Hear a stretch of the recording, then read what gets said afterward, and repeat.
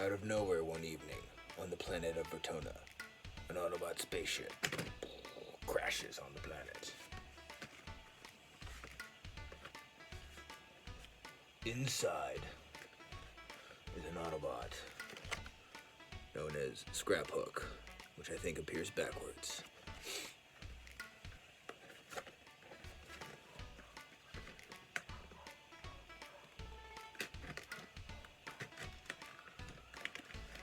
Scraphook needs help getting out of his spaceship after many, many cycles of traveling through space. Scraphook's help is not very proficient at helping Scraphook get out of his spaceship.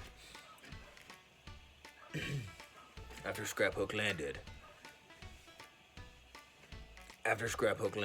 he hit his eject button to escape from his ship. Poorly.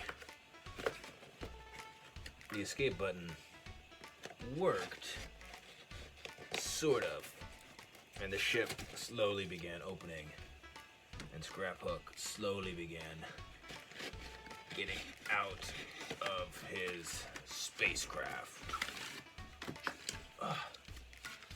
He'd been traveling in a sort of cryo chamber for potentially hundreds of years, if not thousands. His spaceship's semi-automatic eject protocol continued and continued some more, as his cryo chamber actually consisted of nothing more than strings that strapped him down to a flying piece of cardboard that hurtled through space.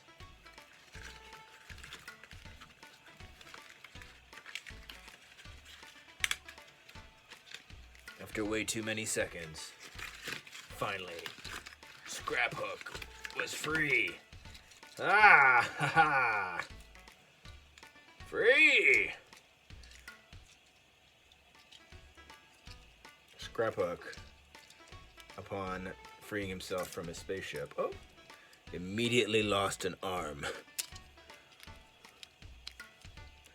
that just popped out of its socket and appears to just detach. I think this is a feature of Scraphook. According to his box, he is an Evo Fusion backwards transformer, which I think means that his parts detach at times. Okay, Scraphook, after landing on the planet, started walking around and exploring and looking for intelligent signs of life. In the distance, he heard a terrible roar.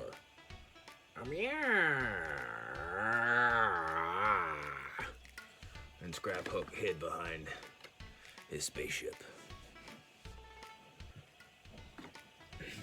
His plan consisted of trying to transform into his alternate mode of a vehicle. And then the beast showed up and attacked. But Scraphook hid quickly on the beast's back, where it couldn't quite find him. And then the beast attacked other things.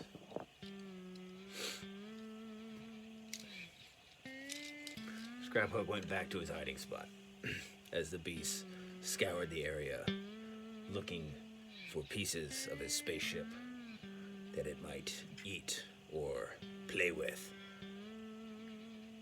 Scraphook held his breath deeply. He'd been attacked by Sharkticons before.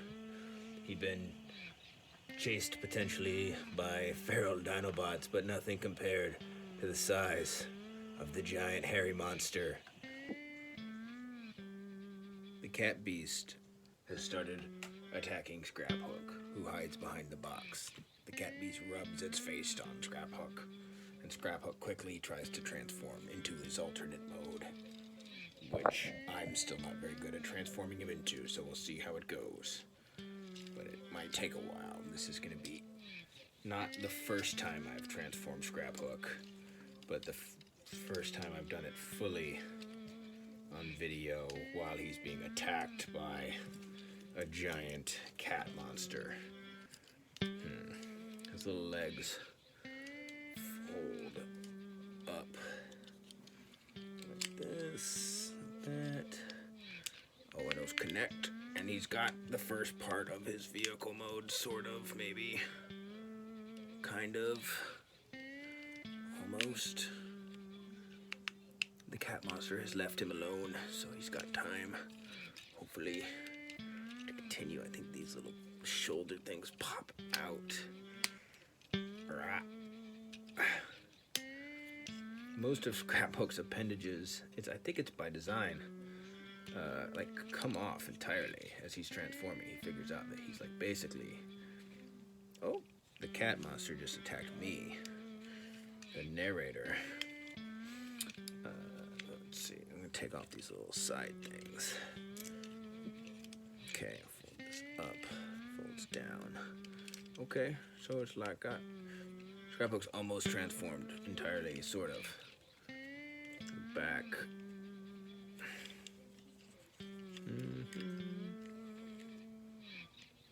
Cat monster's attacking me again. Can't quite get this thing to click.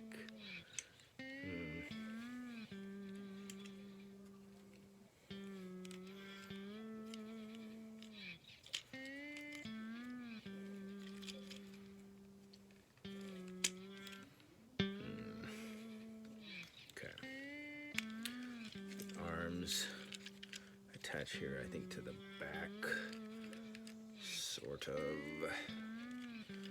See, they detach very easily. Scraphook has a hard time keeping his appendages on from years of rusting out in a scrapyard, I suppose. The arms bend in, like so. Pops in a little bit. Other arm, let's see if we can do this. Okay. Fold that in.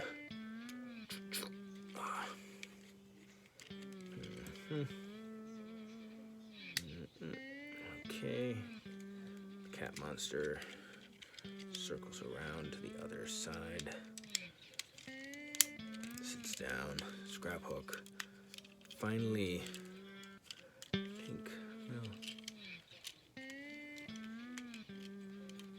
There we go. Cool. Scraphook has turned into his vehicle mode. He quickly grabs his actual hook, from which he gets part of his name, Scraphook. And then he grabs he's got this little flame exhaust pipes on the side, kind of flashy. It's not even where they go, I don't know. Do they go back here? Do they go like that? What does his spaceship tell us? His spaceship tells us they go on the back. Okay. Scraphook puts on his other thing. He's got this giant. Where does that go? According to the spaceship that he arrived in, it doesn't go anywhere on his vehicle mode. That can't be right. Let's see. Let's just stick it here on the top.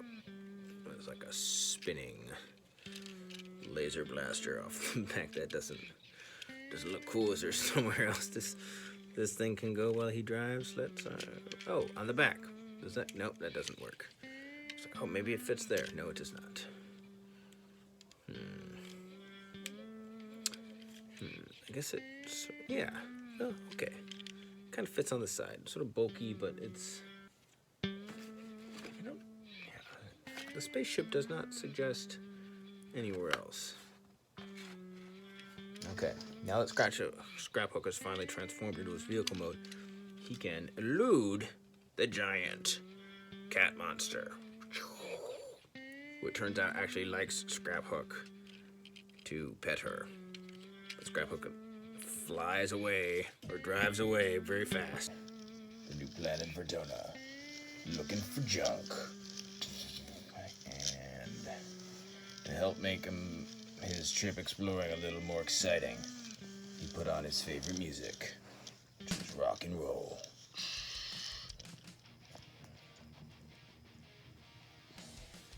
His first stop was a giant mountain of what looked to be paper. Scraphook didn't think that this looked particularly promising in terms of junk, but he noted it for the record as a possible source of material for fire. Not that Transformers need heat. He kept driving, and eventually made his way over to a giant cave filled with, well, he wasn't sure what was in there, but he didn't really want to inspect it because it smelled pretty bad. So he kept driving, listening to his favorite tunes. Kept driving. Ooh, this looked promising.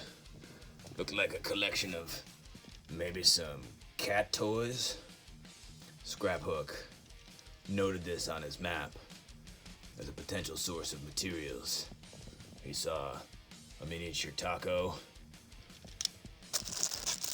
a brush of some kind, and some other materials that he thought could be promising. Kept driving. Ooh, he found some more cat toys and what looked like maybe a pair of giant socks that perhaps had been turned into a cat toy, as well as a giant cardboard box. The cardboard box looked kind of promising, but again, only as a source of potential heat for fire, not as a source of potential. Well, actually, no, Scraphook thought about it.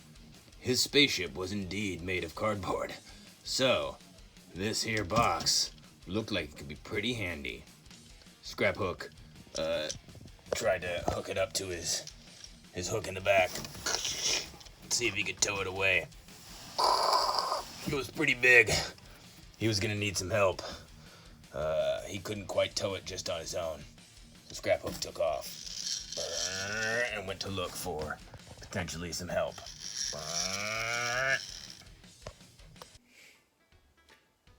Scraphook finally found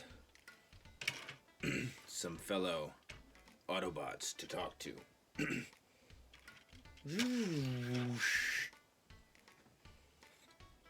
Who are you? Me Rapungus. Yeah, my name is Scraphook, and I am a Junkion. I crash landed on your planet.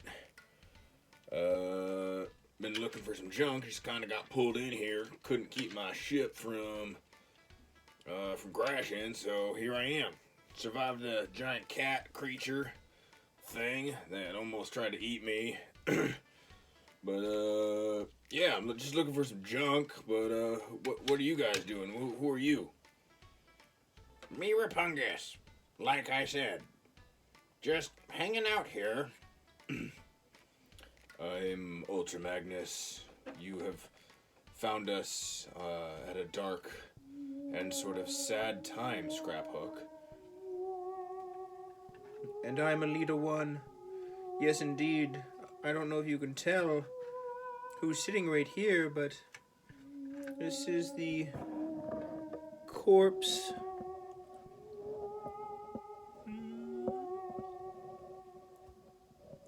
The corpse of Optimus Prime, our leader. He recently passed away, and we are mourning his loss. So I'm, pretty sad about it. He got killed by Megatron, and now we just have his corpse, and we don't know who is going to lead us.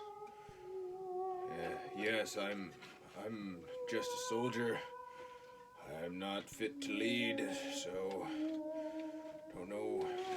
Are you a leader, Scraphook?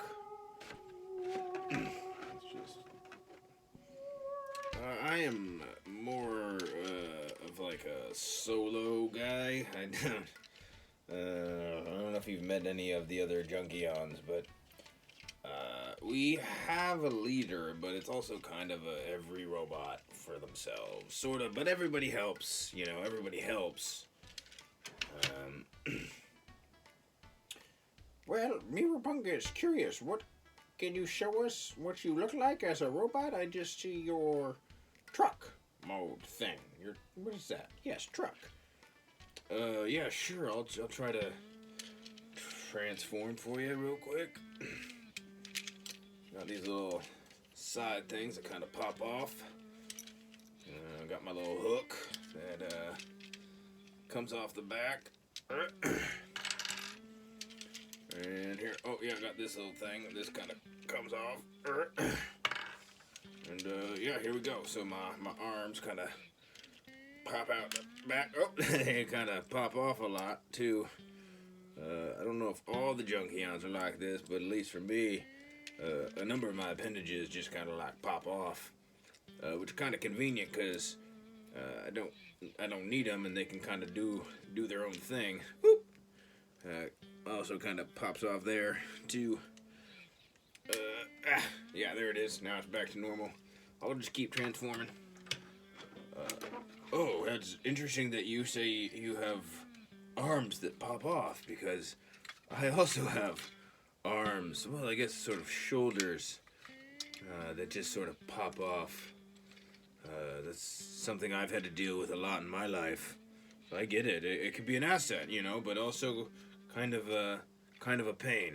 But you know, we all have our challenges. Indeed, I'll just keep transforming here for you. See if I can do it without losing my arms. Oh, nope, arms came off. I think that's kind of, you know, I think that's how I was built, is, you know, my arms and legs, they can just kind of pop off, which allows me to be more adaptable than some of my fellows. But, you know, really, us Junkions are all pretty adaptable, you know, compared to some other Transformers. And that's, you know, that's kind of why I'm here on this planet in the first place. Is I'm looking for some new junk. Kind of a collector, if you will. You know, always looking for new junk. Always looking for new stuff. But let's see. Yeah. Oh, there we go. Got my little head popped out. See if I can fold these little puppies back. Oh. Yeah, those kind of pop in. They click. It's like a little clicky. Yeah. Oh, this one. Let's see if I can do this without breaking it. Yeah, there it goes. Alright, and I think these here just fold the back. Just kind of fold like that.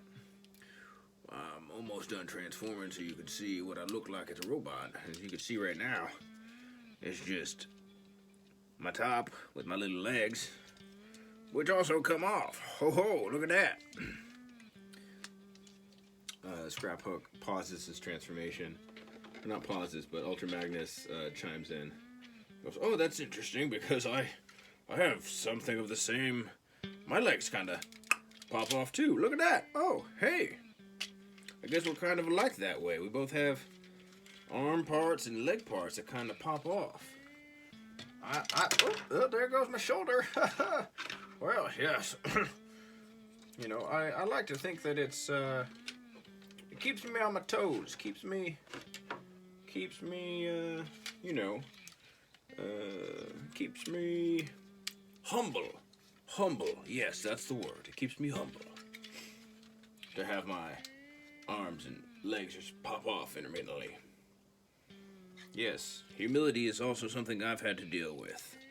But with my arms popping off pretty regularly. Let's see if I can get them attached, though, so we can actually chit-chat a little bit.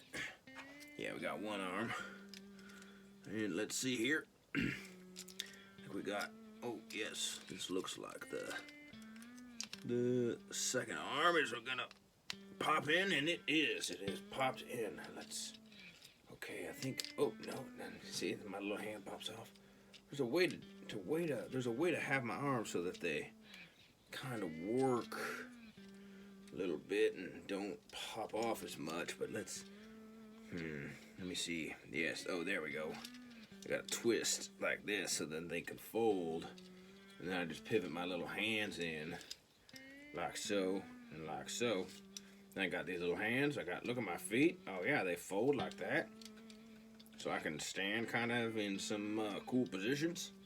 And then yeah, just hook up my trusty little, my shield to protect me. And my hook kind of just, I don't really have a good spot for it, frankly. I'll just stick it on here in the back. You know, pop these. I guess these little things on my legs are supposed to be little guns, but I don't really know. I'm not really much of a gun guy myself. I'm more of a peace-loving robot, if you know what I mean. Just here to gather stuff and find some junk. Scraphook looked around. He could tell that these Autobots were in a state of mourning over their fallen leader, Optimus Prime. And a part of Scraphook, because of his own culture, the Junkion culture, which has a different relationship to mortality and parts, Scraphook contemplated asking, whether or not Rapungus and Ultra Magnus and Alita 1, whether or not they had maybe, they wanted someone to take the corpse of Optimus Prime off their hands. He thought about it long and hard because he was eyeballing it, seeing that it had lots of good parts left on, lots of good potentially functioning parts. And Junkions like Scraphook, they'll use anything and really don't relate to death and mortality the same way as so many other robots and life forms seem to relate to. So he looked at it, but then he also looked around and saw that everybody was pretty sad and thought better of asking for maybe a few pieces of Optimus Prime, and instead asked if anyone was available to help him get this giant cardboard box that he'd found to help repair his ship.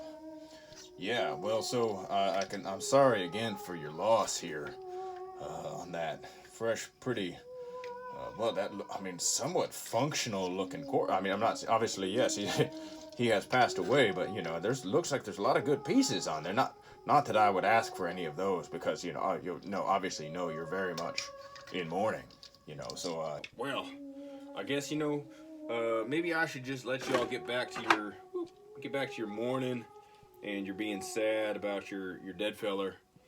I should probably just keep going, looking for more parts, for more junk for me, Okay, I'll just get out of here now. Scraphook left his fellow Autobots to mourn the loss of their fallen leader and planned to head out into the barren wasteland of the planet Vertona, looking for anybody to help him tow the giant box he needed to replace his spaceship. Obviously, before heading out and exploring the wasteland, Scraphook put on his favorite music to get in the mood for looking for stuff.